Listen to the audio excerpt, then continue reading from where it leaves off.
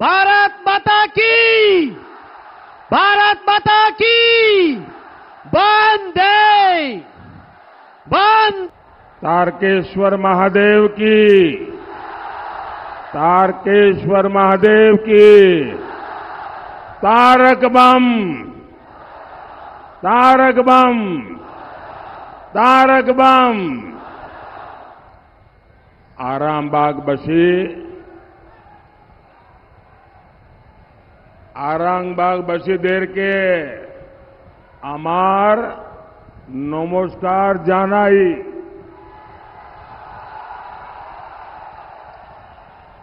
कुछ दिन पहले ही मैं यहां विकास के उत्सव के लिए आया था। तब रेल, पोर्ट, पेट्रोलियम और जल शक्ति, इससे जुड़े हजारों करोड़ रुपए के प्रोजेक्ट आप सबको सुपुर्द किए थे। आपके इस सेवक ने 10 वर्ष में आपकी सेवा करने में कोई कसर नहीं छोड़ी है। आज लोकतंत्र के इस महापर्व में मैं फिर से आप सबसे आशीर्वाद मांगने के लिए आया हूं। साथियों, 24 का चुनाव ये बंगाल के विकास के लिए, बंगाल की संस्कृति की रक्षा के लिए और आपके बच्चों के उज्जवल भविष्य के लिए बहुत ही अहम है। टीएमसी के लोग समझते हैं कि बंगाली संस्कृति पर उनका एकाधिकार है, लेकिन वास्तविकता क्या है? ये मां दुर्गा और मां काली की भूमि है।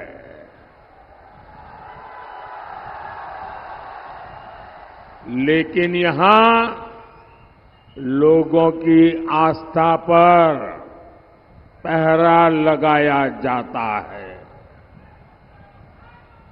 यहां राम मंदिर का नाम लेना अपराध हो गया है। हुआ है कि नहीं हुआ है? बोले जय श्री राम। टीएमसी की चले तो बाबा तारकेश्वर धाम पर भी ये रोक लगा दें। ये धरती गुरुदेव टैगोर, काजी नजरुल इस्लाम और सत्यजीत रे की धरती है। लेकिन यहां टीएमसी के राज में अभिव्यक्ति की आजादी नहीं है। यहां ऑपोजिशन को, विपक्ष को, जागरूक नागरिकों को, स्वतंत्र आवाज को दबाया जा रहा है। इतना ही नहीं,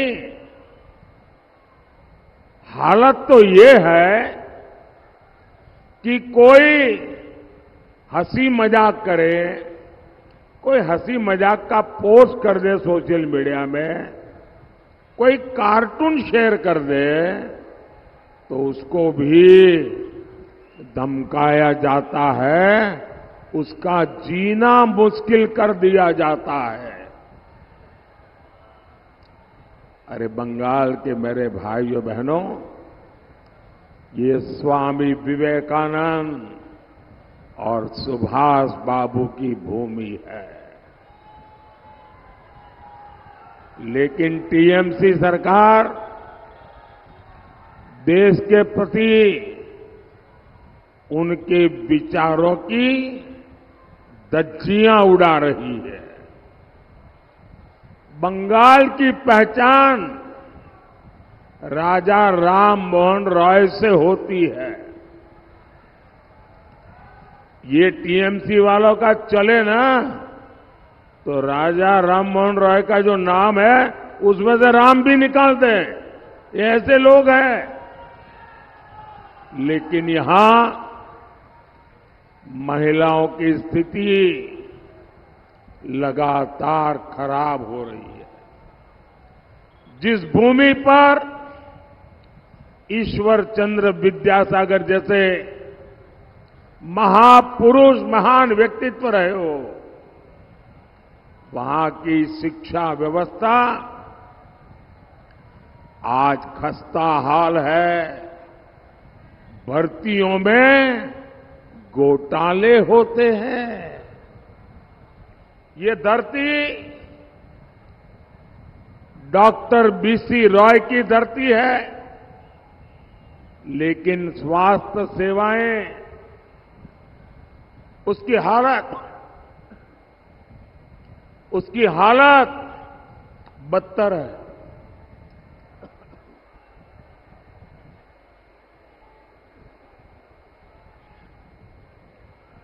इसी पावन भूमि ने डॉक्टर श्यामा प्रसाद मुखर्जी जैसे महान सपूत दिए हैं।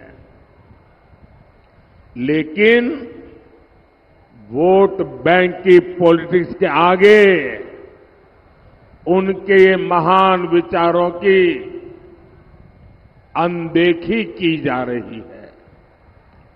टीएमसी के व्यवहार में, टीएमसी के काम में बंगाल की संस्कृति की एक झलक भी नजर नहीं आती है।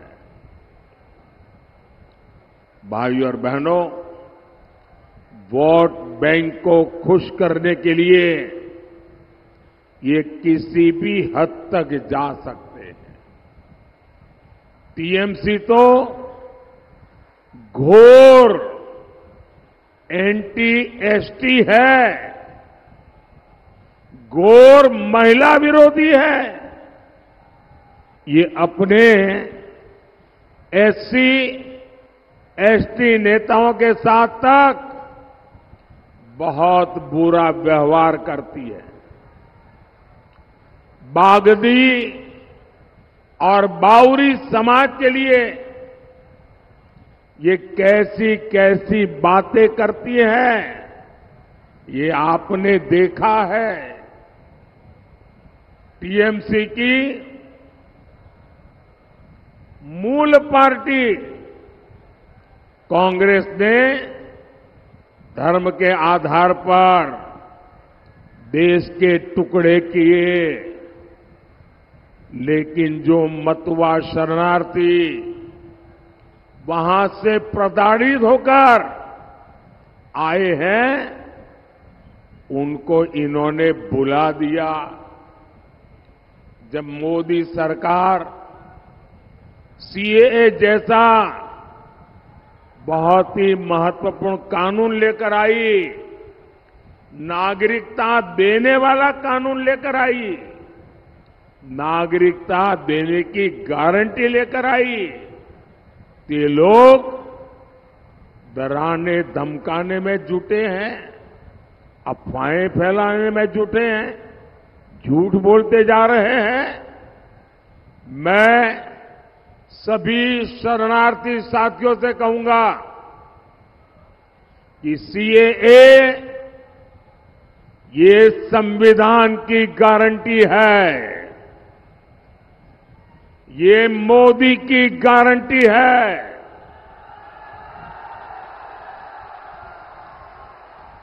दुनिया की कोई ताकत इसे रोक नहीं सकती है। और टीएमसी वाले भी कान खोल करके सुन लो,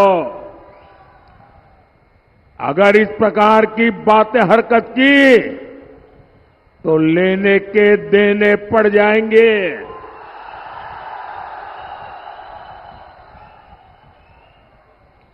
साथियों, तुष्टीकरण में डूबा कांग्रेस, टीएमसी, लेप, ये सब चट्टे बट्टे अब एक और साजिश रच रहा है। अब ये लोग एससी, एसटी, ओबीसी का आरक्षण छीनकर धर्म के आधार पर बांटना चाहते हैं। इनकी सारी पोल पट्टी चारा घोटाले के दोषी नेता ने खोल दी है। ये चारा घोटाले जो जेल में पड़े थे, अभी तबीयत के कारण जेल से बाहर आए हैं, वो कहते हैं कि एससी, एसटी, ओबीसी संविधान ने जो आरक्षण दिया है ना, वो पूरा का पूरा आरक्षण मुसलमानों को दे देंगे। कांग्रेस ने अपने घोषणा पत्र में सरकारी ठेकेदारी में, यहां तक कि कांग्रेस ने खेलों में भी माइनॉरिटी कोटा देने की बात कही है। लेकिन आप आश्वस्त रहिए, वंचितों का जो अधिकार है, वंचितों का जो अधिकार है, मोदी उसका चौकीदार है। साथियों, केंद्र सरकार अगर आपके हित में जो योजना बनाती है, उसे भी ये टीएमसी सरकार रोक देती है। मोदी एक बहुत बड़ा अभियान चलाता है, एस्पिरेशनल डिस्ट्रिक्ट प्रोग्राम। देश के इन जिलों में बड़ी संख्या में एससी, एसटी समाज के लोग रहते हैं। इंडी गठबंधन की सरकारों ने इन्हीं जिलों को सबसे पिछड़ा बनाकर छोड़ दिया था।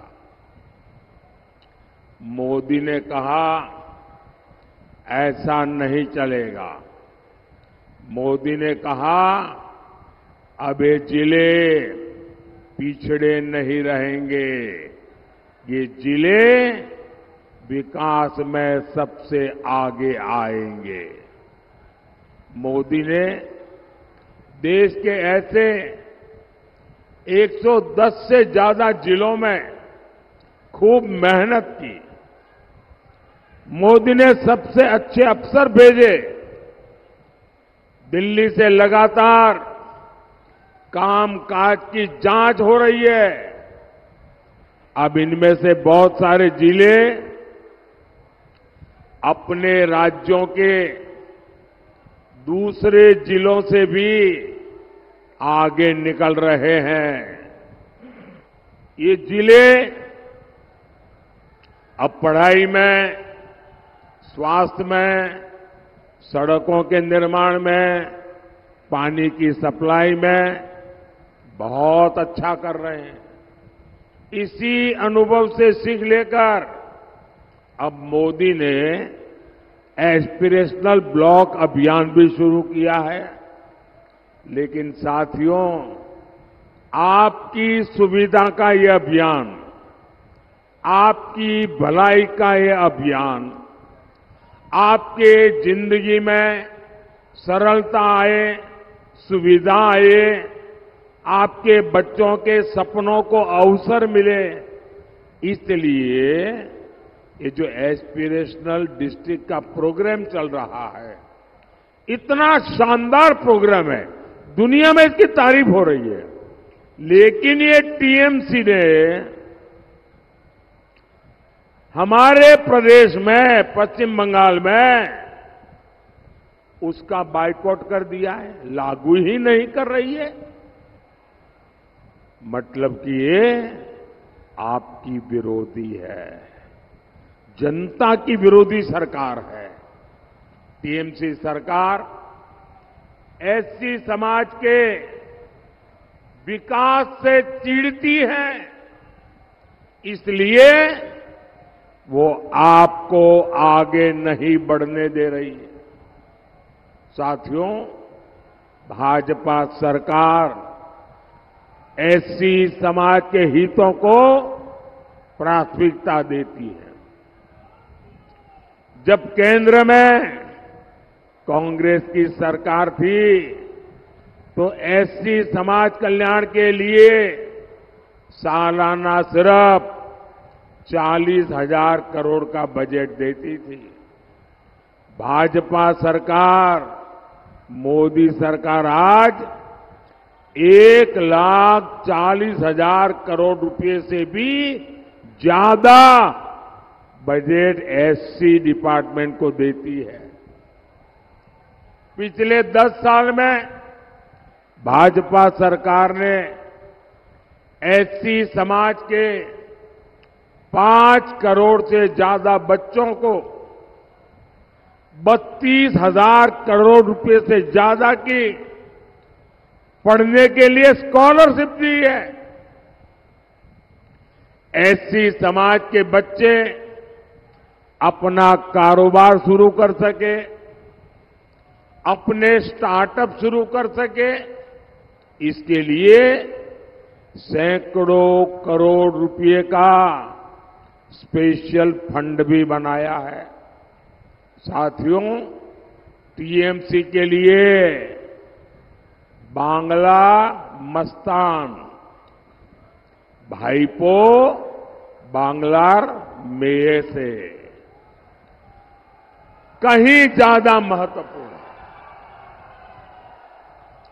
टीएमसी जिस तरह बंगाल को लूट रही है, वो एक महापाप है। शिक्षक भर्ती घोटाला, पोंजी स्कैम, कोयला scam, chit fund scam, ration scam, इतनी बड़ी लंबी लिस्ट है। टीएमसी ने हमारे अन्नदाता, हमारे किसानों को भी नहीं छोड़ा है। टीएमसी वाले धान किसानों को मंडियों में लूटते हैं। ये किसानों का धान कम तोलते हैं और पैसा भी कम देते हैं। ये तो मोदी पीएम किसान सम्मान निधि भेजता है, उससे मेरे किसान भाइयों को कुछ राहत होती है, वरना तो बंगाल के किसानों को बर्बाद करने में कोई कसर टीएमसी ने नहीं छोड़ी है। साथियों, मोदी सरकार इथेनॉल और बायोफ्यूल प्लांट भी लगा रही है। धान किसानों को भी इसका फायदा मिलना तय है। भाजपा ने अनाज के भंडारण के लिए दुनिया की सबसे बड़ी योजना शुरू की है। अब हम आलू, प्याज, टमाटर जैसी सब्जियों के लिए विशेष क्लस्टर बनाने वाले हैं, जहां सब्जियों की स्टोरेज की सुविधा होगी। मैं किसान साथियों से कहूंगा, एटा तो শুধু ট্রেলার, এটা তো শুধু ট্রেলার, এখন তো অনেক কিছু করা बाकी। भाइयों और बहनों, यहां रेलवे के इतने काम हो रहे हैं, आने वाले 5 साल ऐसे इंफ्रास्ट्रक्चर के लिए स्वर्णिम कालखंड होने वाले हैं। आपको आरामबाग से मेरे साथी श्री अरूप कांति दिगर जी को भारी वोट से जिताकर दिल्ली भेजना है, और आप जब कमल के निशान पर बटन दबाओगे ना, तो वोट सीधा सीधा मेरे खाते में जाएगा।